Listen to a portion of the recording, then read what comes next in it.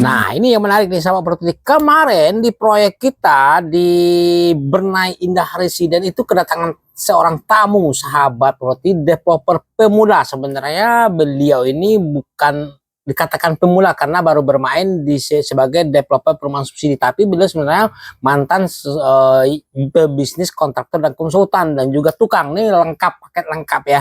Nah, beliau ini usia sudah lanjut. Hebatnya, walaupun usianya sudah lanjut, tapi semangatnya untuk maju sebagai pebisnis developer subsidi sangatlah besar sekali. Seperti ini dibuktikan dengan beliau ada PT, ada perusahaan, ada tanah, lokasi yang, nah ini yang akan kita bahas. Menawarkan proyek mereka, proyeknya yang lagi mangkrak. Nah, lagi mangkrak, lagi mangkrak seperti. Karena banyak faktor kenapa mangkrak. Jadi ceritanya seperti Pak J punya lahan lokasi di kurang lebih 2 hektar. Nah, tanah ini tidak milik dia sendiri, tapi dia kerjasama dengan pemilik lahan dengan perjanjian lahan tersebut dieksekusi kerjasama sistem bagi hasil. Bagi hasil itu begini sistemnya seperti tanah, harga tanah tetap dibayarin, tapi yang punya lahan pengennya minta bangun bagi itu bini 31. Jadi kalau kita bangun perumahannya 3, yang punya lahan mintanya 1, kira-kira gitu. Jadi 3113 kira-kira gitu ya. Jadi keuntungannya yang punya lahan tuh minta 1. Jadi kalau bangun 6 dia dapat 2. Cara seperti itu boleh-boleh saja seperti banyak sih dilakukan karena memang kebetulan tanahnya harganya murah. Nah, tapi persoalannya seperti beliau ini sudah bangun 6, konsumennya sudah ada. Kebangun 6 ini berarti yang punya tanah dapat 2. Oke, punya tanah dapat 2, beliau dapat 4.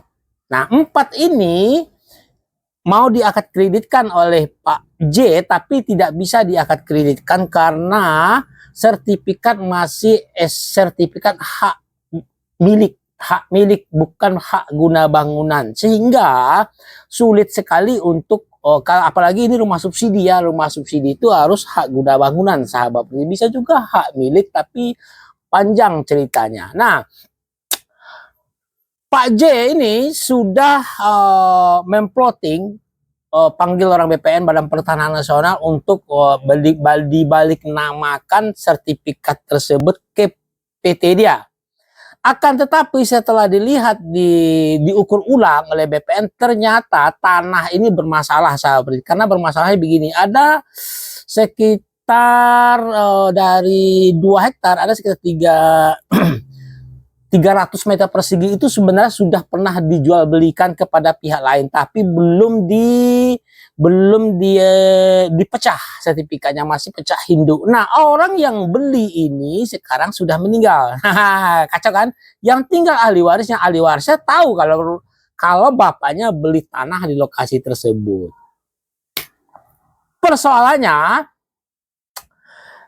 ini tidak bisa serta-merta langsung dipecah oleh BPN, tapi dipanggil dulu si ahli warisnya, dikumpulin surat-surat dokumen, diundang orang-orang yang terlibat pada saat itu dalam hal akte jual beli, contohnya ada kepala desa di situ dan saksi-saksi lain. Nah, mengumpulkan ini butuh waktu yang lama sahabat. Seperti itulah persoalannya, sehingga berlarut-larut. 2 bulan, 3 bulan, 5 bulan, 1 tahun, nah bisa terpecah sertifikatnya karena Pak J ini dulu tidak tahu kalau pernah terjadi transaksi jual beli di tanah lokasi. Jadi banyak faktor kenapa suatu proyek perumahan subsidi itu bisa gagal lagi, karena biasanya legalitas tanah. Nah, legalitas tanah ini penting masalah properti sahabat, karena kebetulan sama dengan kasus Pak J ini, beliau beranggapan kalau tanahnya sudah ada, lokasinya sudah oke, karena tidak berpengalaman, karena tidak ada orang yang menemani waktu beliau mengeksekusi, waktu beliau negosiasi dengan yang punya lahan, tidak ada teman sendiri seperti, sehingga tidak ada pertimbangan yang logik. Waktu ditawarkan tanah yang seperti sistem pembagian hasil yang 3131, bangun 2, bangun 3, yang punya lahan dapat 1, yang Pak J dapat 2, 2121 ya. Nah, Beliau langsung iakan saja, sahabat seperti tidak pernah bertanya bagaimana status tanah tersebut, legalitasnya seperti apa. Ternyata sahabat seperti setelah dibangun, ya seperti tadi ceritanya, pernah terjadi transaksi jual beli di lokasi tanah tersebut, tapi belum dibalik namakan, belum dipecah sertifikatnya, sehingga masih yang punya itu masih orang yang lama, sahabat putih. Nah, orang yang beli ini kebetulan sudah meninggal dan punya ahli waris. Ada beberapa orang ahli waris yang memang mengetahui kalau bapaknya pernah beli lokasi tanah tersebut. Nah, sekarang Pak J yang mau mengelola tanah tersebut dijadikan perumahan subsidi berhadapan dengan notaris, berhadapan dengan yang si ahli waris, sahabat seperti. Sehingga BPN pusing. Tanah tidak banyak, cuman karena harus diangkat, harus dibalik namakan, tentu saja harus dipecah sertifikat. Nah, mecah sertifikat ini tidaklah mudah, butuh biaya, waktunya lama, setahun, 2 bulan, 3 bulan, sampai setahun, 2 tahun, tidak kelar-kelar.